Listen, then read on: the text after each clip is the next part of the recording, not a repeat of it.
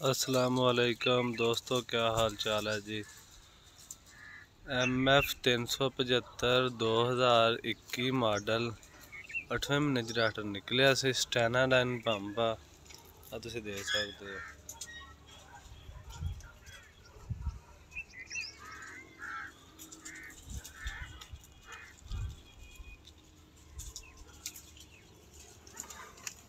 Tractor हले चलिया वा जी 91 घंटे। दोस्तों माशाल्लाह जी, बहुत ही अच्छी ਇਹਦੀ परफॉर्मेंस है स्टैनाडाइन पंप ਦੇ ਵਿੱਚ 375 ਦੀ। ਇਹਦਾ ਪ੍ਰੈਸ਼ਰ ਹੁਣ ਕੰਪਨੀ ਨੇ ਪਹਿਲੇ ਨਾਲੋਂ ਡਾਊਨ ਕੀਤਾ ਹੋਇਆ ਵਾ। ਅੱਗੇ ਦਾ ਪ੍ਰੈਸ਼ਰ ਸੀ 250, ਹੁਣ ਇਹਦਾ ਪ੍ਰੈਸ਼ਰ ਹੈ 230। ਤੇ ਟਰੈਕਟਰ ਤੇ ਲੋਡ ਜਿੰਨਾ ਵੀ ਪਾ ਲਓ ਟਰੈਕਟਰ ਬੰਦ ਹੋ ਜਾਂਦਾ ਵਾ। ਪਹਿਲੇ ਤਰ੍ਹਾਂ ਨਹੀਂ ਕਿ ਪਹਿਲੇ ਟਰੈਕਟਰ ਦੀ ਆਵਾਜ਼ ਵੀ ਇਹਨਾਂ ਦੀ ਬਹੁਤ ਹੁੰਦੀ ਸੀ, ਮਤਲਬ ਗੜਕ। ਹੁਣ ਇਹਦੀ ਇੰਨੀ ਗੜਕ ਨਹੀਂ ਹੈ। ਟਰੈਕਟਰ ਬੜਾ VIP ਚੱਲਦਾ ਵਾ। ਉਹਦਾ ਖਰਚਾ ਵੀ ਬਹੁਤ ਹੀ ਮਕਬੂਲ ਆ। ਤੋਰੇ ਫੇਰੇ ਤੇ ਖਰਚਾ ਜਿੱਦਾਂ ਦਾ ਤੁਸੀਂ ਮਤਲਬ ਖਾਲੀ ਫਿਰ ਰਹੇ ਹੋ ਤਾਂ ਕੋਈ ਉੱਦਾਂ ਦਾ ਖਰਚਾ ਵਾ ਜਿੱਦਾਂ ਦਾ ਕੰਮ ਕਰਦੇ। ਤੇ ਜੇ ਤੁਸੀਂ ਕੋਈ ਹੈਵੀ ਕੰਮ ਕਰਦੇ ਆ ਤਾਂ ਉਸ ਤਰ੍ਹਾਂ ਦਾ ਖਰਚਾ। 385 ਨਾਲ ਇਹਦਾ ਖਰਚਾ ਕਮ ਆ ਜੀ।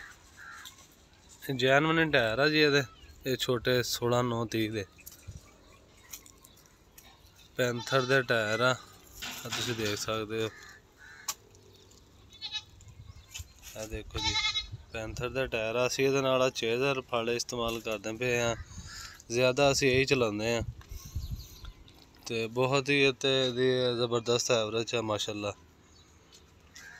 ਆ ਦੇਖ ਲਓ ਜੀ, 7 ਫਾਲੇ ਚੇਜ਼ਰ ਆ, 8.5 ਫੁੱਟ ਫਰੇਮ ਦੇ ਵਿੱਚ ਚੇਜ਼ਰ ਆ। ਤੇ ਮੈਂ ਤੇ तमाम ਦੋਸਤਾਂ ਨੂੰ ਇਹ ਮਸ਼ਵਰਾ ਦਵਾਂਗਾ ਕਿ ਜਿਹੜੇ ਲੋਕ ਡਰਦੇ ਆ 375 ਜਾਂ 260 ਸਟੈਂਡਾਈਨ ਤੋਂ, ਜਿਹੜੇ ਹੁਣ ਪੰਪ ਆ ਰਿਹਾ 21 ਦੇ ਵਿੱਚ, ਉਹਨਾਂ ਦੇ ਵਿੱਚ ਬਹੁਤ ਫਰਕ ਆ। ਉਹ ਟਰੈਕਟਰ ਕੋਈ ਨੁਕਸਾਨ ਨਹੀਂ ਕਰਦੇ, ਉਹ ਡੀਜ਼ਲ ਦਾ ਖਰਚਾ ਵੀ ਕਮ ਆ। ਤੇ ਤੁਹਾਨੂੰ ਪਤਾ ਹੀ ਆ ਕਿ ਕੰਪਨੀ ਇਹਨਾਂ ਦੇ ਸਟੈਂਡਾਈਨ ਪੰਪ ਦੀ ਗਾਰੰਟੀ ਵੀ ਜ਼ਿਆਦਾ ਦਿੰਦੀ ਆ। और ਹੁਣ ਇਹ ਪੰਪ ਬਹੁਤ ਹੀ ਕਾਮਯਾਬ ਆ, ਬਹੁਤ ਹੀ ਅੱਛਾ ਵਾ ਪਹਿਲੇ ਦੀ ਨਿਸਬਤ।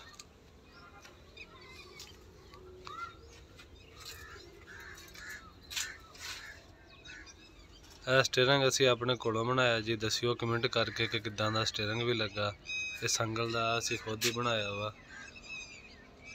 ਤੇ ਸਾਡੇ ਚੈਨਲ ਨੂੰ ਦੋਸਤੋ ਸਬਸਕ੍ਰਾਈਬ ਕਰਿਓ, ਵੀਡੀਓ ਨੂੰ ਲਾਈਕ ਕਰਿਓ, ਦੁਆਵਾਂ 'ਚ ਯਾਦ ਰੱਖਿਓ। ਮਿਹਰਬਾਨੀ, ਅੱਲਾ ਹਾਫਿਜ਼।